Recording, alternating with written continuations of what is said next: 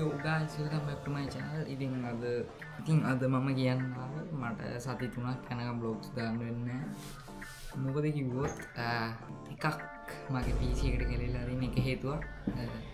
දෙවෙනි එක තමයි අපිට ජූලි 27 exams. ඒ කියන්නේ school second term එක ඊට වැඩ කරන්න තමයි. ඉතින් දැන් අපි හොඳලා ඉඳලා ඉන්නේ. ඒකද සති 3ක් vlogs දාන්න වෙන්නේ නැහැ. කලින් සතියේ vlogs දාන්න බැරිුනේ මේ ඉස්කෝලේ අපේ ඉස්කෝල කලනයිට් එක තිබ්බා. ඒකේ වැඩවල හිටියා අපි. ඒකින්ද දාන්න බැරි වුණා vlogs. ඒකට අගෝස්තු 7 අපිට නිවාඩු හම්බ වෙනවා.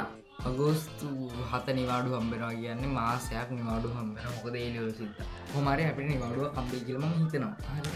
එතකොට අගෝස්තු 7 නිවාඩු දුන්නාම අපිට සැප්තැම්බර් 7 වෙනි නිවාඩු දීලා මම අගෝස්තු 13 ඉඳන් එක දිගට vlogs දානවා. අගෝස්තු 13 කියන්නේ බ්‍රහස්පතින්දා. හරි. බ්‍රහස්පතින්දා වීඩියෝ එක දාන්නේ.